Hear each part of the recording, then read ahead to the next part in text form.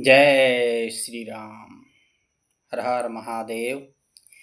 वर्णानामर्थसङ्घानां रसानां छन्दसामपि मङ्गलानां च कर्तारौ वन्दे वाणी विनायको। देखिए महाराज, यहाँ गोस्वामी जी महाराज पहले ही श्लोक में पूरे रामचरितमानस का स्मरण कर लिया। जो विद्वान होते हैं ना, उनकी रचना की ये विशेषता है।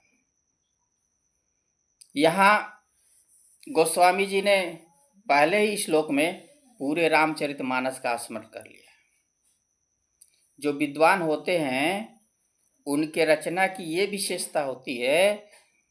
कहाँ गोस्वामी जी ने पहले श्लोक में 7 कांडों का स्मरण कर रहे हैं।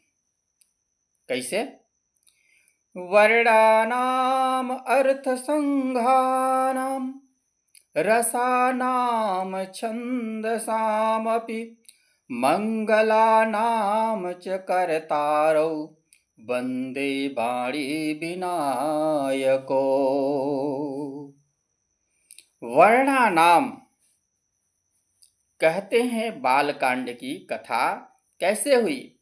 बोले, अरे जिस परम ब्रह्म का कोई वर्ण नहीं है, जो निर्गुण है, निराकार है, निर्विकार है, निर्विशेष है, वह परम ब्रह्म परमात्मा दशरथ नंदन बन के क्षत्रिय वर्ण में पैदा हुआ। तो ऐसे वर्णा नाम से बालकांड अभिप्रेत हुआ। क्योंकि जिसका कोई वर्ण नहीं है, जाति नहीं है, रूप नहीं है, वह क्षत्रिय वर्ण में पैदा हुआ। इसीलिए वर्णा नाम से बालकांड का संकेत किया। दूसरा, अर्थ संघा नाम। अच्छा, अर्थ संघा नाम। अच्छा, जितने अर्थ के अनर्थ हुए ना, वो किस कांड में हुए? अयोध्या कांड में। जितने भी अर्थ की चर्चा हुई है ना, श्री राम मनोरा सिद्धार्थम, श्री राम वन गमनार्थम, भरत राज्यार्थम, जितने भी अर्थ के साधन हुए सबकी चर्चा अयोध्या कांड में है। इसलिए अर्थ संघा नाम से अयोध्या कांड अभिप्रीत है। तो वर्णा नाम से बालकांड, अर्थ संघा नाम से अयोध्या कांड, और रसा नाम, अब सुनिए तीसरा क्या है? रसा नाम। श्रृंगारादौ विषे विषे गुणे रागे, श्रृंगारादौ विषे वीर्ये गुणे रागे द्वे रसैहि। अमर कोश में रस का एक अर्थ वीरता भी होता है। तो वीरता भगवान ने किस कांड में दिखाई? अगर चिंतन किया जाए तो भगवान ने ऐसे ज्यादा पराक्रम दिखाया है वो अरण्य कांड में दिखाया है। अरे महाराज, खर दूषण को सामान्य समझ रहे हैं क्या आप? खर दूषण मोइसम बलवंता। देवता तो आकाश में खड़े थे कि प्रभु क्या होगा, 14,000 राक्षस हैं, आप अकेले हो, आप कैसे जीतोगे? लक्ष्मण भैया भी साथ में नहीं है, किशोरी जी को साथ में हैं, वे गुफा में बैठे हैं, ठाकुर जी अकेले। और भगवान की शोभा देखिए, हैं, उसकी परिभाषा देखिए, क्या वीरता है जो महाराज जी ने छंद में लिखा है, बताया है। छंद के माध्यम से लिख करके बताया है गोस्वामी जी महाराज ने।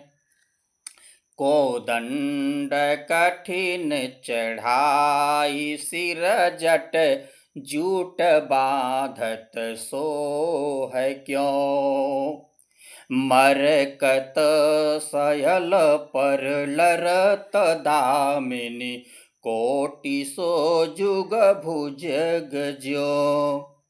को दंड कठिन चढ़ाई, सर जट जूट बांधत सोह क्यों। अब उपमा देखिए गोस्वामी जी की, अच्छे अच्छे कवियों के भी दांत खट्टे हो जाएंगे। मरकत सयल पर लरत, दामिनी कोटि सो जुग भुजग ज्यों। ये उपमा गोस्वामी जी की ऐसा लग रहा है जैसे मरकत मणि के पर्वत पर हजारों करोड़ों बिजलियां से दो सर्प आपस में लड़ रहे हो। अब यहां करोड़ों बिजलियों से उपमा किसकी है, भगवान के केस की। करोड़ों केस हैं, वही मानो करोड़ों बिजलियों के समान हैं, और करोड़ों बिजलियों से मानो करोड़ों बिजलियों के बिजलियां मानो कि सर्प, करोड़ों सर्प आपस में लड़ रहे हो। यानी कि करोड़ों सर्प लड़ रहे हो, यानी कि दो सर्प माने भगवान के दोनों हाथ। मरक्कत शैल माने भगवान का शीश, मरक्कत शैल पर लरत दामिनी, कोटिसो युग भुजग ज्यों। भगवान की केस की उपमा किससे की है, किससे दी है, बिजली से, बिजली से की है। अब आप सोच रहे होंगे कि महाराज बिजली तो सुनहली होती है, बाल तो काले होते हैं, ये कैसी उपमा दे दी गोस्वामी जी महाराज ने। इस दास ने भी बड़ा चिंतन किया, बहुत सोच विचार किया, तो गोस्वामी जी ने कैसे उपमा दे दी। बाल तो काले होते हैं और बिजली होती है सुनहले पीले रंग की, पीली होती है। और भैया ठाकुर जी तपस्वी के वेश में हैं, और आज भी हम जो है कि रामानंदी हैं, तो रामानंदियों का तो ऐसा बिल्कुल चंदन लगाते हैं, बाप रे हैं। तो रामानंदी कैसे चंदन लगाते हैं, देखिए ये एक, ये दो और ये तीन, जैसे एक दो और तीन लगाते हैं ना, तो जो बचता है लगाने से, जो चंदन बच जाता है, वो बालों में संत लोग जो है परंपरा चली आई है। तो जो चंदन बचता है बालों में लगाने से, तो संत परंपरा में देखिए ठाकुर जी अपने बालों में वो चंदन भगवान भी लगा लेते हैं, उस चंदन को यही करते। जो चंदन बचता वो अपने बालों में लगा लेते। तो नित्य यही क्रिया करते करते भगवान के भी जो काले केस जो काले थे ना, वो भी पीले हो गए, सुनहले हो गए। अब गोस्वामी जी तो देख लिए देख करके ही लिख रहे हैं ना, देख रहे हैं फिर लिख रहे हैं। इससे पता चलता है कि जो गोस्वामी जी ने ग्रंथ लिखी है ना, ये तो ये बिल्कुल आंखों के सामने ये दृश्य चल रहा था, और उस दृश्य को देख करके गोस्वामी जी मानो कि उस दृश्य को देख करके लिख रहे हैं। अपी, अपी जो है कि निश्चय सूचक है, तो किशोरी जी कहाँ हैं, इसका निश्चय कहाँ हुआ, सुंदर कांड में हुआ। इसलिए भी अपी से सुंदर कांड अभिप्रीत है। सुंदर कांड अभिप्रीत है। तो मंगला नाम, तो मंगला नाम से बड़ा सरल हो गया, हो गया ना।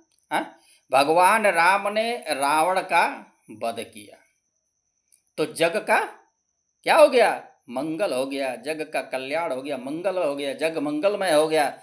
इसलिए मंगला नाम से लंका कांड अभिप्रीत है। और कर्तारऊ, भगवान राम जब राजा बने, कर्तृत्व का पालन किया, तो कर्तारऊ से उत्तरकांड अभिप्रीत हो गया। अभिप्रीत है कि नहीं है? इस प्रकार पहले ही श्लोक में गोस्वामी तुलसीदास जी ने अपने प्रचंड विद्वता का परिचय देते हुए सातों कांडों की सूक्ष्मतम व्याख्यान कर दिया है, यानी संक्षेप में ही व्याख्यान कर दिया। सूक्ष्मतम संक्षेप में ही व्याख्यान कर दिया। तो इस प्रकार ये पहला श्लोक हुआ। पहले श्लोक में किसकी वंदना की? बाणी और विनायक की। अच्छा, बाणी और विनायक की ही वंदना क्यों की? क्योंकि ये दोनों मंगल करता है। बाणी और विनायक दोनों मंगल करता है। मंगलम दिसत्तन विनायको मंगलम दिशतु नो सरस्वती इति श्रुति। दोनों मंगल के करता हैं और इस ग्रंथ का उद्देश्य ही ये है जगत का मंगल हो। इसलिए दोनों मंगल करता बाणी और विनायक की गोस्वामी जी ने सर्वप्रथम वंदना की। अथवा बाणी और विनायक ये दोनों रामोपासक हैं। गणेश जी भी रामोपासक हैं। गणेश जी भी रामोपासक हैं। है ही विष्णु, रामोपासक तो है ही, विष्णु भक्त हैं। राम नाम के प्रभाव से प्रथम पूज्य बने हैं। और सरस्वती मैया का तो कहना ही क्या है। वो तो भगति हेतु विधि भवन बिहाई। सरस्वती मैया को बुलाना हो तो बस केवल राम कथा करो। क्या होगा? बोले भगति हेतु विधि भवन बिहाई और सुमिरत सारद आवत धाई। धा करके, धाई का अर्थ क्या है?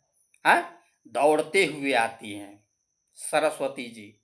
कितनी बड़ी राम भक्ता हैं सरस्वती मैया कि रामचरित सरोवर में वो दौड़ती हुई चली आती हैं। अच्छा, कोई व्यक्ति दौड़ता हुआ आएगा तो थकेगा नहीं? थक जाएगा हैं? तो उसका वो श्रम दूर कैसे होगा?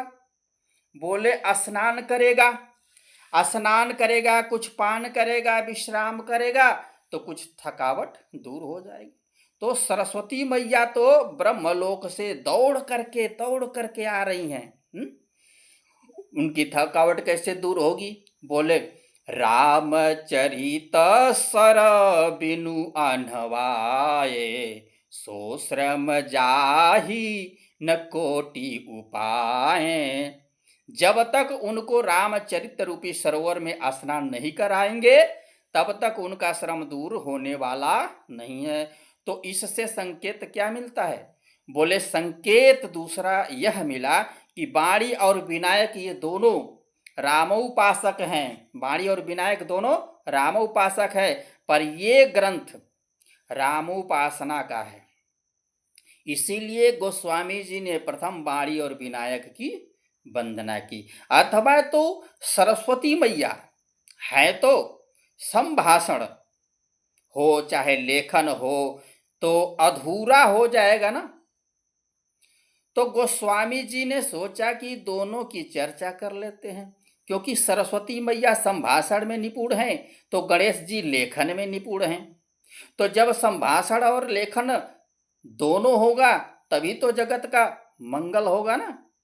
इसीलिए वंदे बाणी विनायक, बाणी और विनायक की सर्वप्रथम वंदना करी। अथवा तो बाणी सरस्वती जी किशोरी जी से प्रेम रखती हैं और गणेश जी भगवान राम के भक्त हैं। तो संबंध के नाते भी वाणी और विनायक की वंदना करी।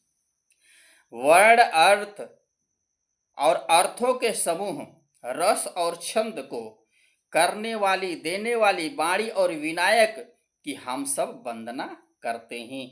प्रथम श्लोक में वाणी और विनायक की वंदना, दूसरे श्लोक में श्रद्धा और विश्वास की प्रतीक भवानी और शंकर की वंदना। अब कल हम लोग श्रवण करेंगे।